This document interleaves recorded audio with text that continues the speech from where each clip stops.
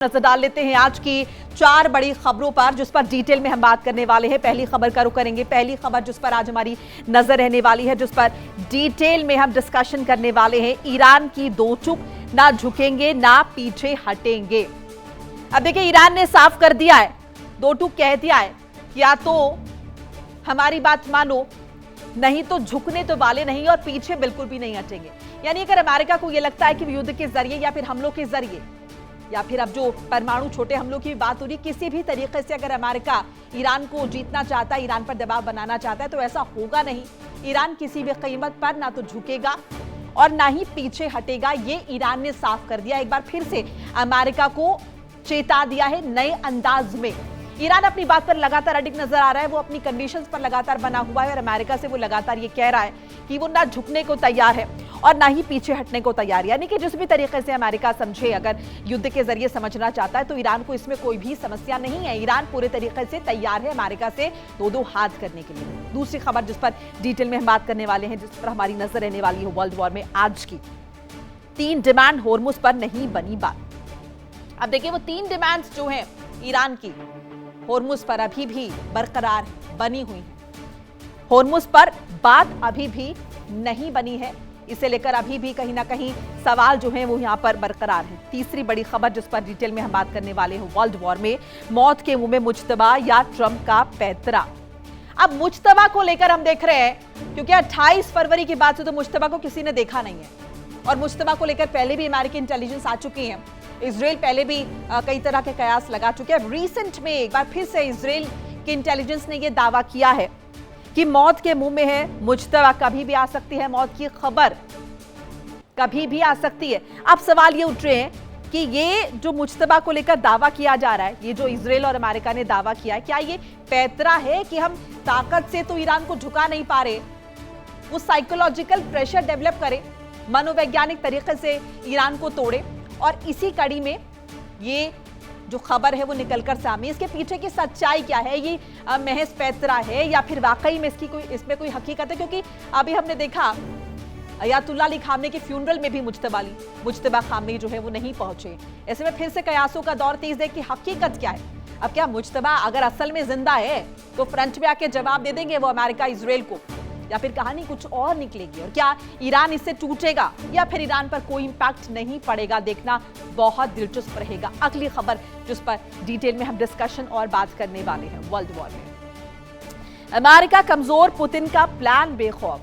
अब देखिए, यह खबर भी बहुत इंटरेस्टिंग है, क्योंकि खुद को सबसे शक्तिशाली देश कहने वाला अमेरिका जो है, धीरे धीरे उसका हथियारों का जखीरा जो है वो लिमिटेड हो रहा है, खत्म हो रहा है। ईरान के साथ युद्ध में अमेरिका को जाहिर है कीमत इसकी चुकानी पड़ी है और अमेरिका के सामने बहुत सारी चुनौतियां अलग अलग फ्रंट में। अब एक नई चुनौती, क्योंकि ये अमेरिकी इंटेलिजेंस रिपोर्ट ही आई है जिसमें यह दावा किया गया है कि आने वाले दिनों में रूस का खतरा अमेरिका के लिए चिंता का सबब बन सकता है। नेटो पर प्लान कर रहे हैं पुतिन, रूसी राष्ट्रपति की नेटो पर वो अटैक कर दे। अब किस किस को हैंडल करेगा अमेरिका? ईरान को हैंडल करेगा, रशिया को हैंडल करेगा, या फिर चीन जो महाशक्ति लगातार हम देख रहे हैं किस तरीके से उसका विस्तार हो रहा है, उसे अमेरिका जो है वो रोकेगा।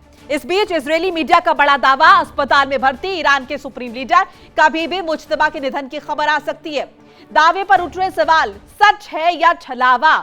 क्या वाकई में इसमें हकीकत है या फिर ये एक साइकोलॉजिकल प्रेशर बनाने की कोशिश की जा रही ईरान पर कि या तो सामने लाओ मुज्तबा को, या फिर हम ये मान लेंगे कि मुज्तबा नहीं? क्या इससे ईरान टूटेगा?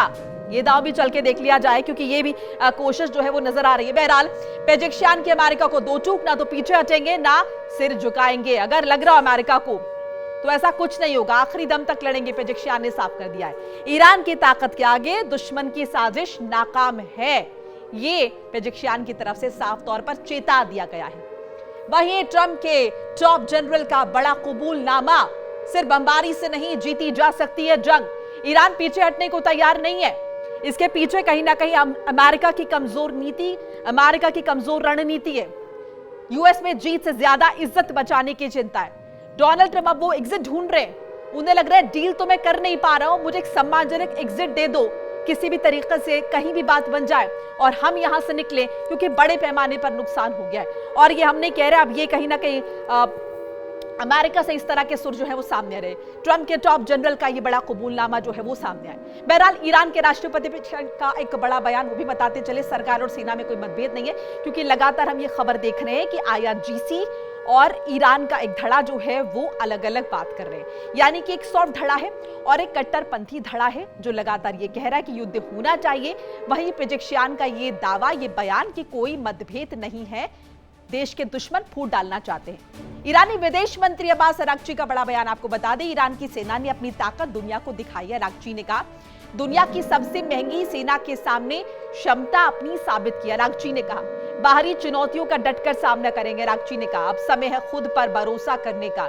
ईरान ने सच्चे भाईचारे का संदेश भी दिया है। ये भी अरागची की तरफ से साफ तौर पर इस पोस्ट के जरिए जो आपको स्क्रीन पर दिखा रहे हैं, इसके जरिए साफ तौर पर कह दिया ईरानी विदेश मंत्री ने कि हमारी ताकत, ईरान की सेना ने अपनी जो ताकत है वो दुनिया को दिखाई है। लड़ा किससे? अमेरिका से। दुनिया की सबसे महंगी सेना के सामने अपनी क्षमता को साबित किया है। बाहरी चुनौतियों का डटकर सामना करेंगे आगे भी।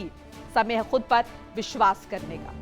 अब ईरान और अमेरिका की इस जंग में दुनिया का सबसे बड़ा तेल supply root straight of Hormuz पूरे तरीके से पिसकर रह गया है।